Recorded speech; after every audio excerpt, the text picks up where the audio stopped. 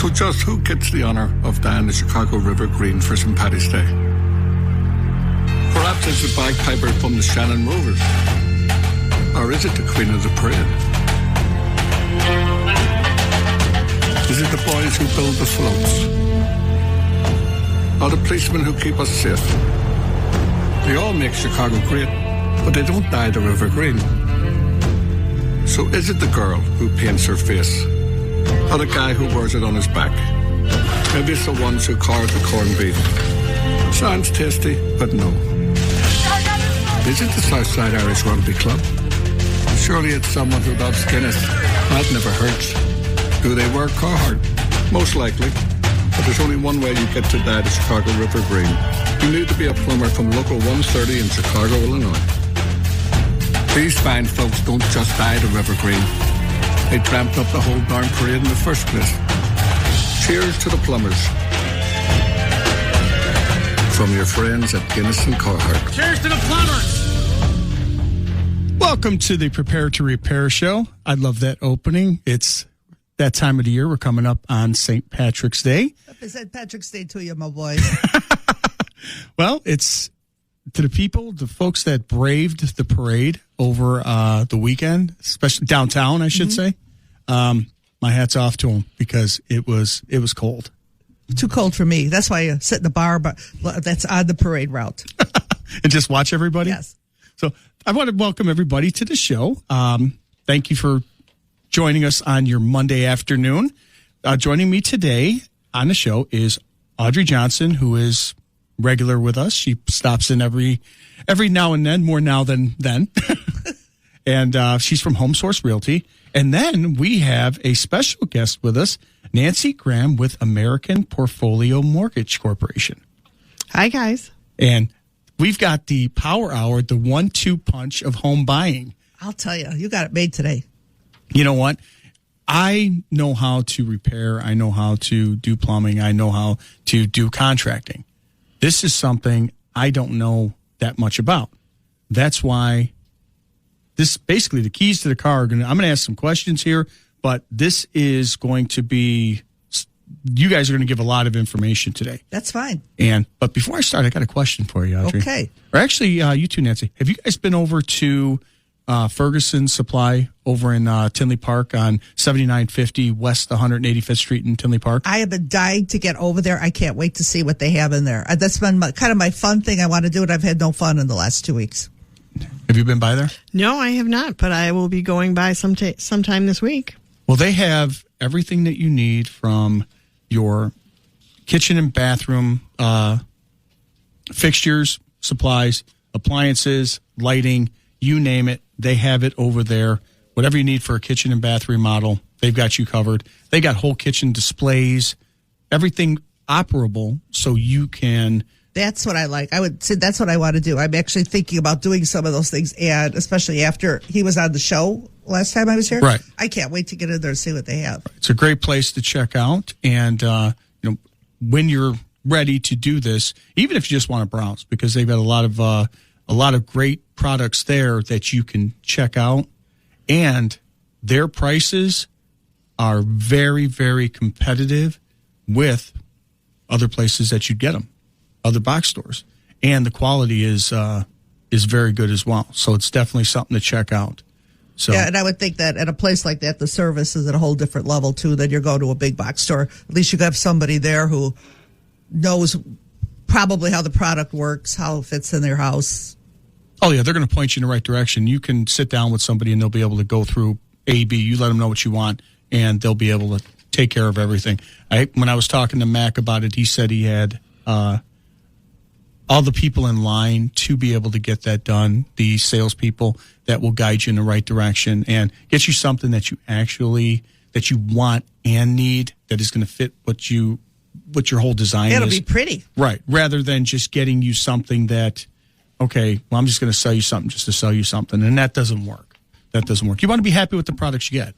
Absolutely. So, and especially, you're going to live there. You're going to live there. So, but I'm going to start out with Audrey. Got a question for you here. And everybody knows this is a hot market. It's crazy out there. And a friend of mine who is on social media, he's also a customer, he works with realtors, and he put something out there about people asking realtors in this hot market to take, I guess, cuts in commission for deals. And I've heard people doing that, but I mean, I guess it would be, well, how common is that? And well, why would they ask for that? And I mean, it just doesn't seem like, with what realtors do, the time, energy, and effort that is spent on just with home buyers, and some of them don't go through, they fall through. They don't, it doesn't wind up happening or coming to fruition. Is that something that you're seeing? Well, you know what? I don't see a lot of it. And when you do, it's usually from somebody who is either maybe never bought a house or has not purchased one for a long time. And I feel I've been doing this for a very long time, and I consider myself a professional. All of the classes, licenses, things I have are something that equates literally to a college degree now. And I also am a broker owner, managing broker, so I have additional hours of certification. And I've doing this, like I said, for a long, long time. So the problem is a lot of people think this is like a house hunters. You look at 3 houses, you get exactly what you want. Somebody offers the right price, they take it, and it closes with no hassle. What I've always tell people who have asked me that is that, especially as you say, this is a very hot market. That's a good thing and a bad thing. It's a good thing for sellers, but in any situation, I always tell people anybody could write a contract to buy and sell a house. You get a blank form, a form with blanks on it. You fill in the blanks. If you agree, Yahoo, you sign it. The hard part is closing the deal. Okay? I mean, anybody could be taught to fill out a simple form, but to negotiate a deal, have everybody agree, get it through the inspection, get it through an appraisal, make everybody happy. They forget that there's an issue on a home inspection, and all of a sudden there's 5 issues or 10 issues, and nobody's happy, and everybody wants to walk away, and somebody wants 20 grand off a price. And how do you settle? How do you make everybody happy? So I think most of the time, most agents will tell you that they earn their money between the time the deal is signed and the time they close it, because the amount of problems and issues with mortgages and inspections and attorney reviews that come up, most people have no idea. And if you have a good realtor, a good mortgage broker, and a good attorney as a team, you should never know there's problems unless it's something we can't solve between all of us. So I think the thing is, I work very hard for my money, and when people do ask me that, you're happy. And I also, what people don't realize is we don't get paid unless we perform successfully. So if I'm showing you houses, and I will tell you, my record for showing homes to a buyer was 147 houses before they purchased one from me. And that's over a period of, let's say, about almost 18 months. So they were like family. I lived through the pregnancy, the birth of a child. I was just like an aunt by that time. How many houses? 147. You showed them 147 houses? Yes, I did. I think after 10, they all start running together. Well, it's funny, and I know. And here's the problem: once you're invested in a client, and then do you let them go, or once you show them 20 houses, 30 houses, right? Okay, and this was an extreme, but they were also, a referral from a valuable client of mine, right? And I just stuck with them because after a while, otherwise, what if I don't continue, and now they wander off and buy something from else. But I also like them. Right. By that time, I like them. I want them to be happy. Correct. So by the time we did find a house, though, I have to give them credit. When we finally got to closing, the husband stood up at closing and said in front of everybody, we wouldn't be here without Audrey. I don't know how she put up with us. Thank you for everything you did. Most people would have kicked us to the curb. And he and his wife bought me a beautiful bracelet as a gift also. Well, that was real nice. I know. So somebody acknowledged it, that's an extreme. But it's a fallacy that it's all as easy as you see on TV. No, it's not. And it's worse in this market. Right. But basically what you're saying is you gave a little insight to the backstory is, on leading with Nancy, is how often during a deal are you and Nancy communicating as things are moving along? We communicate several times a day because there's so many things that go on behind the scenes. The home inspection, people get very emotional. They start saying things that, I'm just going to kill the deal. I'm not giving this house away. Right. And you have to be reasonable. Everybody's got you're just like a marriage counselor. You're trying very hard to keep both parties at a very reasonable level and try and make them understand that, okay, you've got a product that you want to sell. These people want to buy it, but everybody could always say throw their hands up and walk away. And that's really not the answer. And then a lot of it goes into what the appraiser says can happen to the home. Usually if you're fighting over something in the home inspection, if the appraiser notes it, which we try and not have that happen, then it must be repaired before the closing, and then he has to back out and re-inspect it, and then it's going to be, well, who's going to pay for the re-inspection? The questions and answers never stop coming. I would say sometime when things are hot and heavy, I bet you she and I might talk sometime 5 to 10 times a day. Wow. Just about one. God about forbid one if we deal, have not two or every three deal, just going. one It's deal. like Well, it's like total chaos. And you never know if they're going to, and then it can be as simple as the buyer in the end gets in, let's say, Macy's and says, oh my God, they have this great special. I'm going to open this new credit card and I'm going to sign up for it. Well, we run credit 3 days before or the day before the closing. And all of a sudden you've got this new credit. Well, that means you got to go back through underwriting. And it's not the people's fault. It's someone like me who has to tell them, okay, for the next 30 days, don't purchase anything. If you think you want to buy something, call me. I don't care if your car dies. Go rent one for 2 weeks. Right. It's just life happens, but it gets in the way of the whole thing, and it starts the whole process all over. Then you lose your rate. It's just a never ending. And then usually one person's the buyer and the seller also is buying something else. So it pushes their deal out. So you have to be so careful. A lot of moving parts. There are. When we come back from the break, I have a couple questions as far as how the actual home inspection process and how that works, how we've played a part in that. Welcome back. Your dreams were your ticket. Welcome back to the Prepare to Repair show. I thank everybody for sharing their Monday with us. Before the break, joining me is Audrey with HomeSource Realty and Nancy with American Portfolio Mortgage Corporation. And before the break, we were discussing the home buying process and basically the moving parts and them playing, I guess, a lot of mediator, middleman, what else would you call it where you're just, cooler heads prevail here? Psychologist, counseling.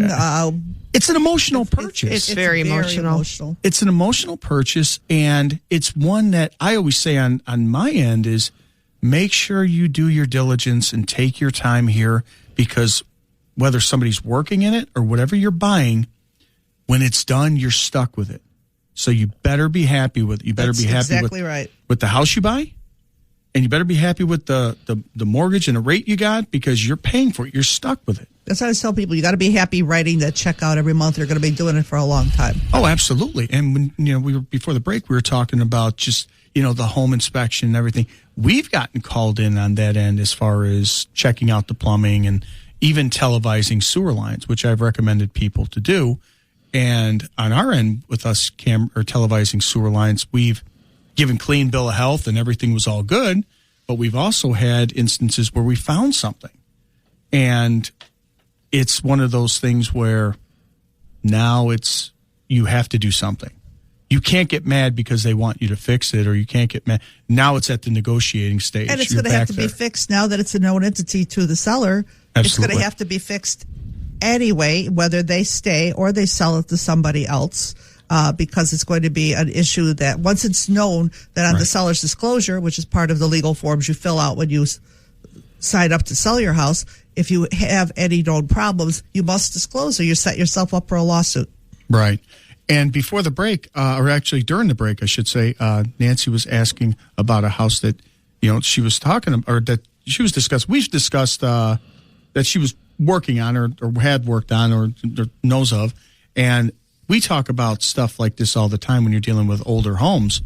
There's things that come up with those older homes that you're getting that they're made with products of their day.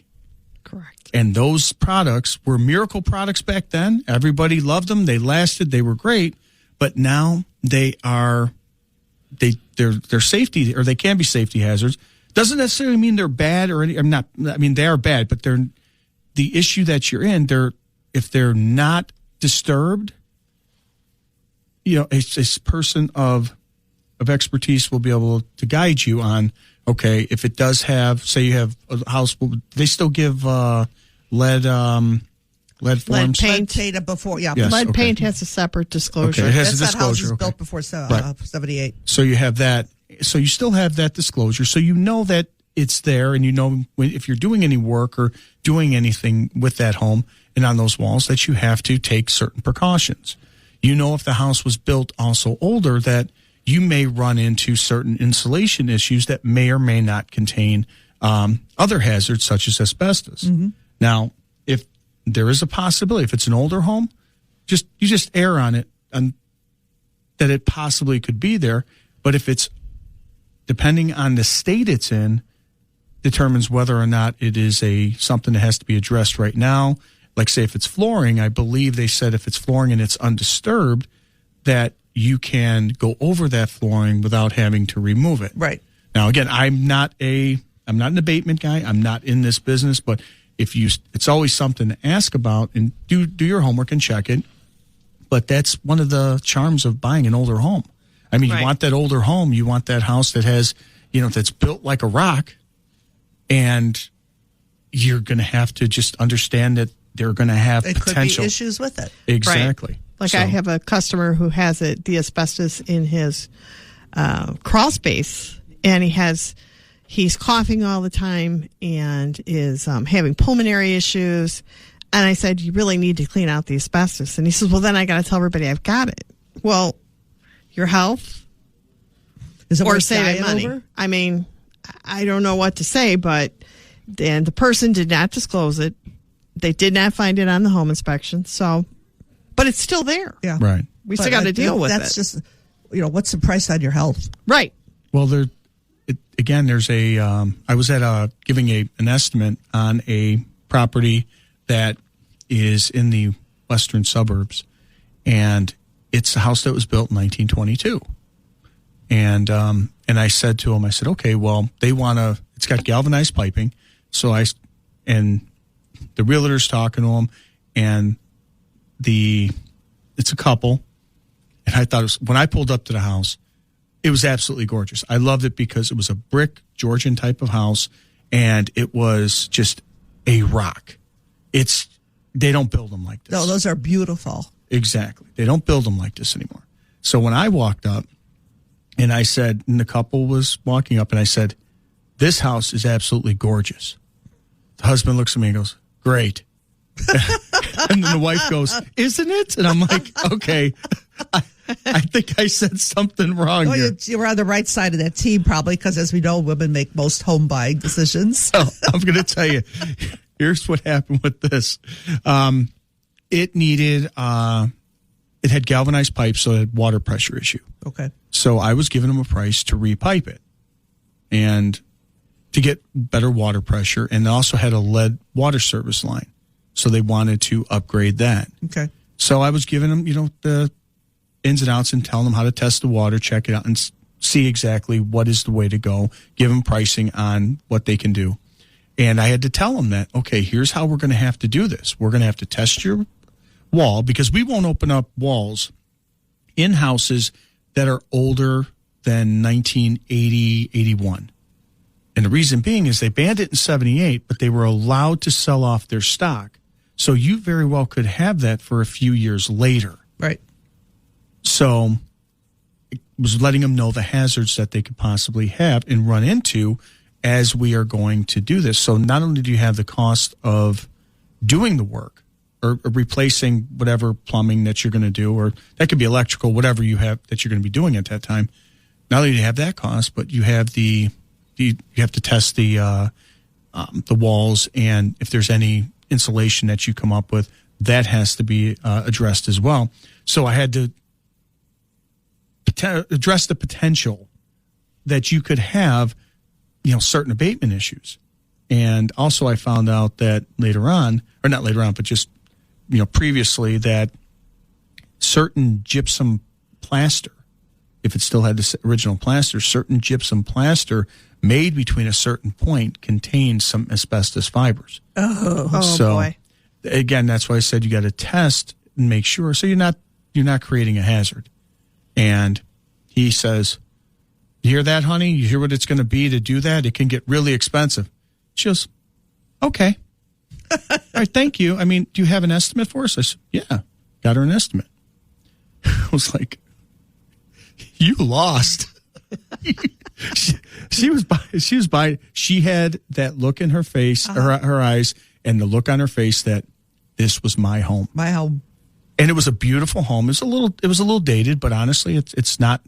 It had some renovations done, so they may not have any of those issues because maybe they were addressed. It was in an area where looks like they have done some renovations over that time, and the house was well taken care of. But those are things that as a home buyer, you have to look out for, but also as a home seller, you may have that. And then you as a realtor, you as a mortgage are going to navigate all these situations that may or may not impact the sale, and something like that could kill it if it winds up being an expensive task if they have to do any kind of abatement or anything. But it's one of those things that are going to have to be done. But I think it's better to be proactive than reactive because, like you said, your health is the most important thing. Yeah, that's correct. And a lot of these, you're right, and a lot of deals will blow up because, that could easily reach on a big house a six-figure, price tag. So it's not like it's not cheap to remediate a house. Right. Speaking of six finger. I'm telling you, my gooder English again. Remember last time you were here? Remember last time you were here and I said it's right on Montgomery Ward. It was actually Montgomery Road. So remember Montgomery Ward? See, that's what we did. That's this whole subject. Oh, boy, that really brings back memories. So I saw a post on social media about, and I found this just very fascinating. I don't know if it's just something generational now, but I found this very interesting where it was about a person who it was like a third person talking about his mother buying her first house or buying a house for $89,000 in 1980, and now that house is worth almost $1 million, and that particular house at that time cost her or was 3 times her income, and now this particular house is 11 times what he makes. And basically, I guess the thing is it's not affordable for him. And I guess the question I have on that is, well, if you own that house, if that was my mother, that's a nice little retirement. I'm saying good for her. That's why you buy things. So it appreciates. It's not a home. What people, to your point, people forget that not only they're buying a home to raise a family, and you're purchasing an investment. Correct. So it's an appreciation. And it worked out. Yes. And when you're comparing the numbers, well, those numbers at that point are relative to the time because interest rates were a whole lot different in, say, 1980, and versus your interest rates maybe higher are going to have a lower price. Tell me if I'm wrong here because your guys are going to school me here. So if you have higher interest rates, you're generally going to have a lower purchase price, correct? That is correct. And vice versa? Traditionally, yes, but what you also have to look going back to 1980, interest rates were 7-8% roughly. Mm-hmm. Okay, but the average price of a Chevy was $3,000 to $5,000. Your average home was probably $80,000 to $100,000. A brand new bungalow in Garfield Ridge was $119,000. So right. But it was more skewed to what people make. Right. I think what people don't think about is that the problem between then and now is that everything has gone up astronomically, but your true wages have not. Yes, people make money. Some people make a lot of money, but the price of a car now, I mean, say that back then the average steel worker was making $150 a week. And now, well, maybe now they're making, $5,000, $6,000 a month, but a truck is $70,000 brand new and your average house is $350,000. Right. So I think it's more of a function of economics than anything else. So the person that has this, who has this setup, they're looking really good. This is what you bought it for. But by the same token, like you said about this would be a start, or this would be not a home that you're going to start out. Starter home. You're right out of the gate. And I said, because I use my experiences, I bought my first house in 1996. And I spent $89,000 for it. And I bought it in Evergreen Park. I think it was less than 1,000 square feet. And I think I was paying like $800. And weren't you excited with your first new home? Yeah, it was mine. Yep. And and now, I mean, it's not worth anywhere near that. I mean, it depends on the rate, but it's still attainable. Mm-hmm. I mean, a starter home is still attainable by today's. I think it's going maybe for 150 now in the area, 160 or something like that. So I mean, it doubled, but I mean, it's still. What I'm saying is, it's still affordable and still attainable. Well, the thing is, people don't want us. The problem with today's mentality is people don't want a starter anything. They want the mansion. But like again, I've had 4 homes starting off with a tiny condo before. As I moved up in the world, made more money, sold one, bought one, sold one, bought one. So I think what people have to sometimes rein in expectations to you purchase what you can afford. Right. People look at people who live in nice homes, expensive homes, and think that they just landed there one day. And that's not how I would say 95% of the people got their homes. You had 2 people working, saving, and probably moved 2, 3, 4 times before they ended up in their so-called dream home.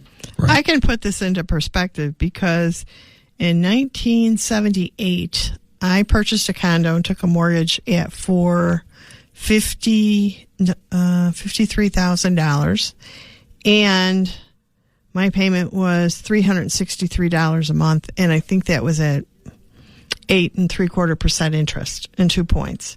So just to throw it out there, an interest rate today might be 4%.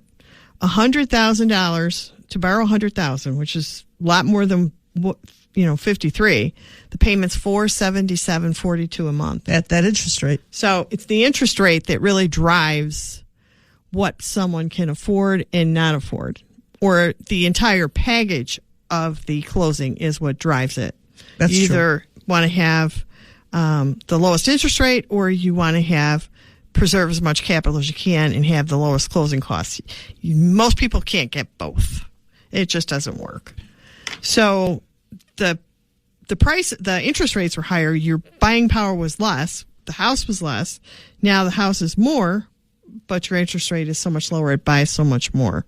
So that makes it more affordable. Which brings it to a question I had is, I guess someone who's in that position is very happy. Right. And there's a lot of, people that, are in that. And there's also people on the other side of the coin that are unhappy with that and see that number, but really, like you said, don't look at the actual numbers there's in this particular scenario, this $89,000, I'm sure this person who bought this for $89,000, there was that $900,000 of their day that they could not afford. Exactly. So it's all in perspective. It's all relative. Exactly. It's when you look at it, there was that house that they couldn't, but now that they're at that point, there are houses that are affordable that are not in this price point that haven't, but you can be that person because of the fact is you have lower interest rates and you can buy something, but the key is to buy something because then you own it and it is an investment. You're gaining equity and you're creating yourself a little nest egg for like this in this particular case, that's a nice little nest egg to retire on. That's a fabulous nest egg. I think most people wish they could have that. But I think that what people have to realize, they have to start somewhere. And when the market started heating up quite a few years ago now, I mean, it's been really going strong for 4, 5, 6 years now. And when interest rates were 2 7/8 in the 3s, and I would have, especially first-time buyers looking for something, I would say, I don't care if you don't get your dream house now. Just buy something. Get a foothold. You don't understand. This is free money. I think I bought my first place at 17%. If you could even think about that. When I refinanced down to 12, I thought it was a genius. That's so crazy. if you're buying something for 3%, just get a foothold, get your life started. You could always trade up in 2, 3, 4, or 5 years. But I wanted them all just to get into an investment, because interest rates they were only we had to go up eventually, and here we are. Right. And that's the problem now too, is that it's overheated this spring. I think actually right now is worse than last year, because people know the rate hikes are coming. It's happened already. It's going to accelerate, and people want to lock that house down at these interest rates before we start hitting, could possibly, if we have the 7 hikes they're talking about, you're talking about adding another 2%, 3% on. It's a lot of money. Okay, we're going to take a quick break because I have a couple questions on that. We'll be right back. Welcome back. Your dreams were your ticket out. Welcome back to the Prepare to Repair show. I'm your host, Plumber Steve, with RJ Graham Plumbing. And joining me is Audrey Johnson with Home Source Realty, and Nancy Graham with American Portfolio Mortgage Corporation. And before the break, we were talking about buying and home buying. And I guess we were talking about the process and just how things are relative and what you could afford, and the new, just people have kind of a pessimistic outlook on buying, I guess. I don't know if it's younger people, but I think that maybe they have a misunderstanding of how hard it is to get, or easy it is to get approved, or maybe there's just some miscommunication out there on what it is to buy a house. But how hard is it to get approved, Nancy?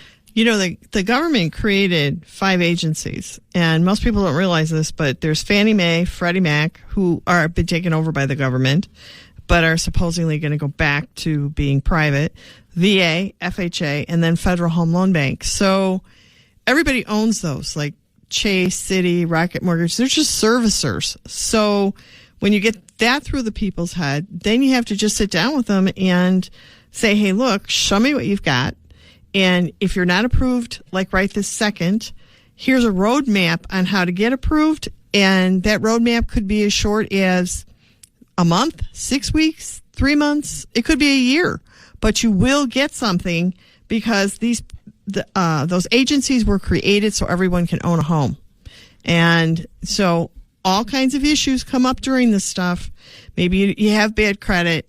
If you have, then you have to go VA or FHA. If you were a vet, it doesn't matter. They give you 100% financing. So there's vehicles out there. People don't realize it. They get turned down, but they get turned down because they don't have, who they're going to doesn't have the amount of products that a mortgage banker would have. And I'm a mortgage banker, so I fund my own loans.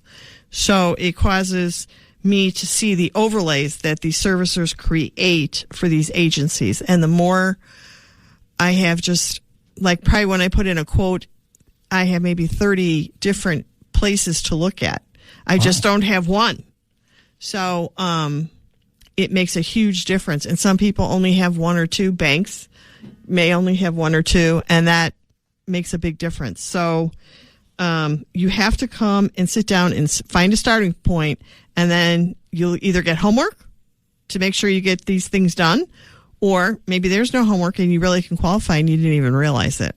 Well, I don't think it's that hard. Well, I've got a question for you. I'm going to throw a curveball for you, because this is hitting young people having kids that are out of college, that are starting out, and now they're ready to hit the workforce. They just got that new job, and they're looking to buy something, but they've got that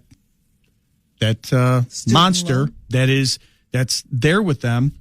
how is student debt looked at by lenders? That is an ever-changing, evolving question, especially during COVID, because nobody had to pay. But right now, some agencies want 1% of the price of the loan, divided by 1% for a monthly payment. Other people want 0.5% of monthly payment, but you can no longer ignore it and say it's just zero. Like I don't have to. In other words, a lot of people say, "Well, I don't have to pay right now. I'm not in a repayment period. Okay, I'm exempt from that." Well, they still have to count it as debt, and they have to put a number on it. So each one of these agencies that I said before does it differently. Some are 0.5%, some are 1%, and so that's how it's a flat out deal. It's how they do it. So I just had somebody pay off all her student debt, and she's only going to put 3.5% down in the purchase. So basically, I'm trying to understand how that. What do you mean 1%? What do you mean by those percentages? 1% of the loan amount. So basically, if they have student loans, they have to put down that's how much of a down payment? That's what if they, on the student loan, it's just like a credit card. If you have a $5,000 balance, your minimum payment may be $50. Okay. It would be 1% of whatever your outstanding student loan is. That's what they have to put down in the house? No, that's just what they're going to count as a payment in debt against them. Okay, it's all right. It's just a debt. It's just a figure to put in. So it is doable. So it is doable. Okay. People don't realize it. I mean, I have finance doctors who have $500,000 in student loan debt, and they're in their 50s, still paying it off. You think he'll do work on the side? I don't know. I get that. I mean, might as well ask. Hey, Doc, you're in debt. Really? You got student loan debt. You think I can hook you up? I think the student loan debt is so misconstrued because so many people believe that it's just going to be forgiven by the government. And I don't think that is going to happen. It's always going to be out there as debt. Right. But the cool thing is it makes it takes away that negative attitude or that negative perception that you can't buy anything. You're right, because people go, I have a student loan, I can't get a house. Right. They're thinking that, okay, I've got, say, $150,000 in student debt, and, okay, well, I'll never get this house. Yeah, like a $25,000 student loan would only be $250 a month counted against you as debt, no matter what you're paying. Okay. Doesn't matter what you're paying, but that's what they're going to count it as. So if you look at that, you're basically coming... if you're coming from living at your parents' house, right, and you're able to stockpile a little bit of money, while working, and I mean that's not that bad. No, I mean it's attainable. It's attainable. It's obtainable, and people don't realize that. They think it's going to hold them back. It's part of homework. And it's not. It's part of homework. See, that's the thing. I think getting that information out there, because that was my next. It's like younger buyer, and this was for both of you guys. It was the next topic I had was younger buyers. What does the market hold for them? Are they not aggressively purchasing homes? And this could be the reason why is lack of information of, can I do this? What's available. And now the millennials are just coming. They're coming into it. Now they want a home. Now this is, I think, the first last year we've seen them coming in numbers in the market where now they want the home. They have the job. They're at that age where they're either single, buying something, or gotten married, maybe had the first kid, and they want that home. So it's happening, and they don't know the questions, the answers. So unfortunately, a lot of them are renting because they wrote it off themselves without finding out. Right. Yes. And then if we can find them, if you can find them into the program that is only asking for 0.5%, that even opens up more doors for some of them. Oh, absolutely. I mean, and some of them don't realize if you have $150,000 one loan debt, maybe we can break that apart and pay down $25,000 and get it to a smaller number. It just depends what everyone's situation is. But the thing is the great thing about it is you do have options. And I'm going to say this, and you guys can echo this as well. But if you're a young person and you are looking to do something, buy a piece of property. There was a gentleman that I worked with when I was, just before I bought my first house, and he was an older guy. And I said, how did you make your money? And I mean, he really, he was just a blue collar guy, scraped up knuckles type of person. He goes, I bought bricks. That's what he said. I bought bricks. Mm-hmm. And that is still a way to make some money. Buy bricks, buy property. And young people, if you buy something and you research, because young people are very good at researching. Yes, they are. And getting the right people, the right information, and getting the right people, your home experience can be a positive one. You can get what you want, or at this point, create wealth that way. Right. You can create yourself a stepping stone of wealth. 22, 23 years old. Why not? And what I always tell them is if they're looking for a condo, I tell them to try and buy something that's rentable, condo, townhome, if that's the way you're going, so that when you're ready to trade up, maybe you don't sell that. Maybe you keep it and rent it out. So now you have a source of income. You could buy your next place. You don't have to put a lot down. As Nancy said, you can put 3.5% down on a conventional loan. So why not keep that? Let it start generating money, pay itself off. And they say that if I've read a couple of programs where they say if you have 10 properties by the time you're ready to retire, that's all you're ever going to need. Wow. Now, to give everyone, I'm sorry, did you want to say something? Well, they won't finance 10 anymore, so Well, one if company. you buy one side, pay them Right, off, whatever. right. Well, what I wanted to tell everyone is Audrey and Nancy, I have known Audrey for, geez, you're talking We're going to give away our age now. 2009. I've known Audrey since 2009. Yep. I met Audrey when basically I was leaving one company to start my own, and I was not ready to do anything, so I had to make some serious life changes and looking for a place, and realtors wouldn't call me back. Audrey was the only one that called me back. And even though Audrey wasn't able to help me, we maintained that relationship throughout this time. And she was able to sell my mother her house, my brother his house, and his sister-in-law her house, as well as other friends that we've referred her. And she's been phenomenal.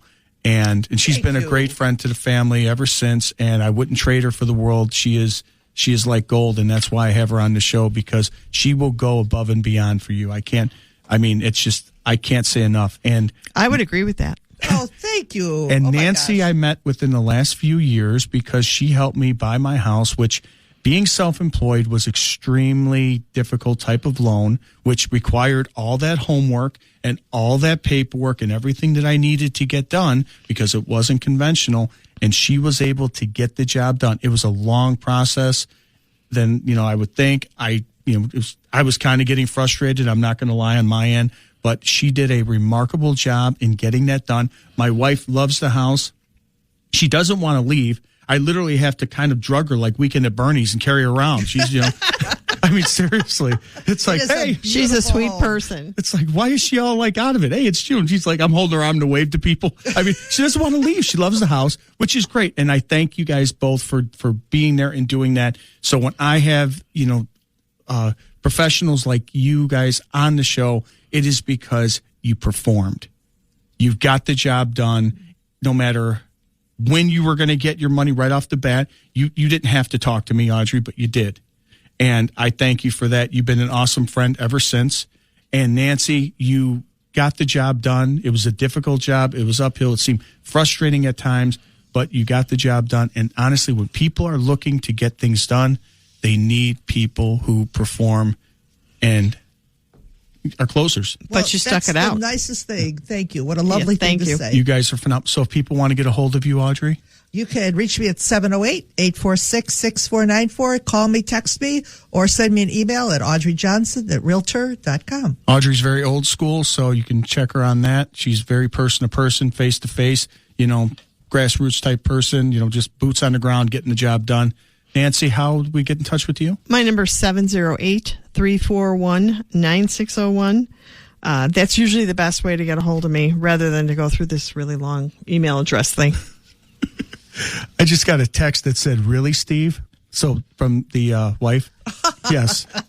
Yes, honey, you don't want to leave the house. You love the house. And, she's like, I love my house. And she did. It was a work in progress.